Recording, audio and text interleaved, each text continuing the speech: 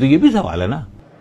55 साल के राहुल गांधी का ताल्लुक उस गांधी परिवार से है जिसने दशकों तक देश की सत्ता संभाली है। राहुल गांधी ने बहुत करीब से सत्ता को देखा और समझा है। राहुल की राजनीति में औपचारिक एंट्री 21 साल पहले 2004 में हुई थी, जब उन्होंने अपने पिता राजीव गांधी के चुनाव क्षेत्र अमेठी से लोकसभा चुनाव जीता था। 2004 से राहुल गांधी लगातार अमेठी से जीतते रहे और 2017 में राहुल गांधी को पार्टी का अध्यक्ष भी बनाया गया था। 2019 में राहुल गांधी अमेठी से हार गए थे और वायनाड से जीतकर संसद पहुंचे थे। कांग्रेस ने राहुल गांधी को मोदी के खिलाफ सबसे बड़े चेहरे के तौर पर पेश किया, लेकिन सच्चाई यह है कि राहुल इस कोशिश में खरे नहीं उतर पाए। मैं राहुल गांधी, जो लोकसभा का सदस्य निर्वाचित हुआ हूं, ईश्वर की शपथ लेता हूं कि मैं विधि द्वारा स्थापित भारत के संविधान के प्रति सच्ची श्रद्धा और निष्ठा रखूंगा। साल 2004 यानी जब पहली बार राहुल गांधी सांसद बनकर सदन में पहुंचे थे और देश में एक बार फिर से कांग्रेस की सरकार आ चुकी थी।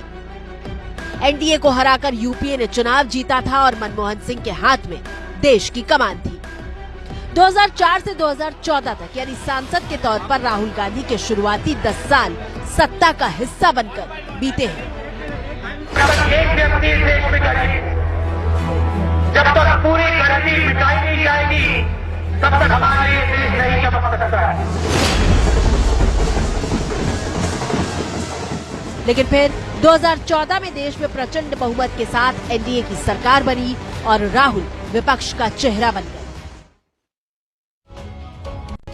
कुल मिलाकर कहानी का सार यह है कि राजनीति संकेतों पर चलने वाली चीज है और यहाँ तो संकेत भी हैं और भाषणों के संदेश भी। प्रियंका गांधी खुद राहुल गांधी के नेतृत्व में चलने की बात करती हैं, लेकिन सच ये है कि उनके भाषणों में राहुल से ज्यादा क्लैरिटी और जनता से जोड़ने वाला संवाद दिखाई देता है।